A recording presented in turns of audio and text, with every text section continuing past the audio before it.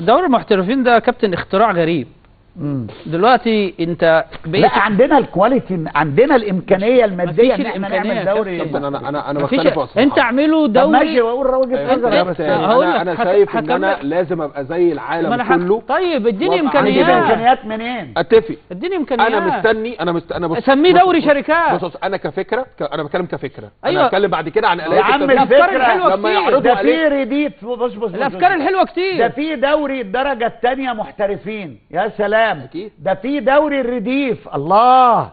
ده في دوري الحريف. المهم ازاي انت واخد بالك؟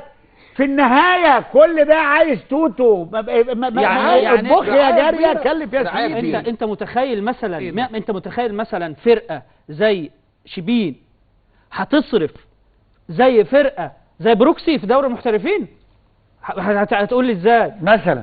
ازاي يعني؟ وبعد كده تيجي تقول ان الفرق دي بدل ما بقينا 4 درجات بقينا 5 درجات. يا عم ده انت وديت الترسانه درجه ثالثه ونزلت ثالثه، وديت المنصوره درجه ثالثه، والمنصوره درجه ثالثه، والانديه كبيره راحت درجه ثالثه. قصه الانديه الشعبيه انا بتفق معاك بشكل كبير جدا. اكيد ان هم محتاجين ان يبقى في تفكير جديد يدخل يعني مداخيل ماديه كبيره. يا عم فكره دوري من مجموعه واحده فكره رائعه وتفيد كره القدم جدا يا كابتن.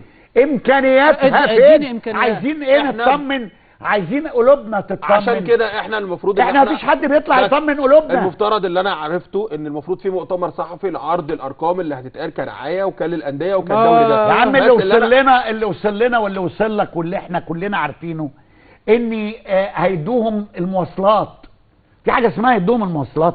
لا المفروض يكون اكيد في رعايه. في حاجه اسمها يدوهم المواصلات. في رعايه الانديه الشعبيه. طب المواصلات النهارده لو فرقه من الصعيد ولا فرقه من الاقصر ولا فرقه من اسوان هتتكلف، هتروح معسكر انت تبات يوم قبلها ولا هتروح بعربيه؟ هو الموضوع كابتن بص، عارف الطياره تتكلف كام؟ ايوه 450,000 الموضوع بيتطلب اكيد 450,000. ايوه الخطه واضحه.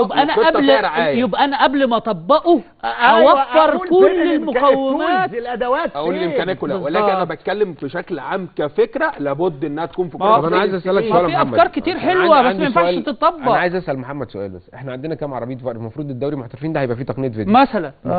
بص انت عندك كام عربيه فار؟ انت اكيد ادرى مني، بس انا اعرفه من اللي انا اتكلمتهم في اتحاد الكوره ان احنا عندك 4 عربيات فار. ده بيسبب لنا هتقسمهم ازاي على الدوريات؟ تغطي الدوري الممتاز. هو يا عم في شخص ما قياده جوه التلفزيون قال لك انا ما عنديش كاميرات تغطي دوري. اقول معلومه يا كابتن، اقول معلومه حصل فعلا الفتره اللي فاتت، يعني بدايه تحرك قبل بدايه الموسم الجديد. دي المعلومه اللي عندي على زياده العربيات دي، لان طبعا ده بيشكل اكيد ازمه. عربيات ايه؟ الفار ولا التصوير؟ طب استنى، الفرقه اللي هترعى يا عم محمد يا جماعه، الفرقه الراعي هيشتري عربيات ولا هيدفع فلوس ولا هيديك دعم ولا هيجيب لعيبه ولا ايه يا عم؟ هيعمل ايه ولا ايه؟ دي عايزه مليارات، واحنا اصلا اهو عمالين بنلمها يمين وبنلمها شمال. في حاجه بسيطه، الجوله الاخيره في الدوري انت مش عارف تلعبها، مش عارف تلعبها في توقيت واحد لحد دلوقتي. الجوله الاخيره بس مش عارف تلعبها في توقيت واحد. ايه ده؟ لا اذا اردت ان تطاع فامر بما هو مستطاع. انت النهارده الكلام حلو، التنفيذ بقى آلية التنفيذ ايه؟ ما انا الكابتن جوهري جه قال لك عايزين نعمل دوري الرديف. بالظبط. دوري الرديف ده بيكلف زيه. انت هتعمل دوري الرديف يعني ايه؟ يعني انت كل فرقه اللي فريق تحت الفريق اللي ما بيلعبش، يعني انت عملت مخزن لكل فرقه في الدوري 25 لعيب. بالظبط، ووسعت قاعده اللاعبين. مخزن انت واخد بالك؟ تمام. المخزن ده هيلعب زيه يوم الماتشات. انت النهارده الاهلي بيلاعب الاتحاد في استاد اسكندريه، هيلعب قبلهم الاهلي والاتحاد رديف او بعدهم في دوريات بيلعبوا انت واخد بالك؟ الاهلي والاتحاد رديف ده الفرقتين هيسافروا والفرقتين هيقعدوا والفرقتين هياكلوا ويشربوا والفرقتين ما عندكش المقومات والاثنين هيناموا. طاقم حكام وكل حاجه. هتجيب منين؟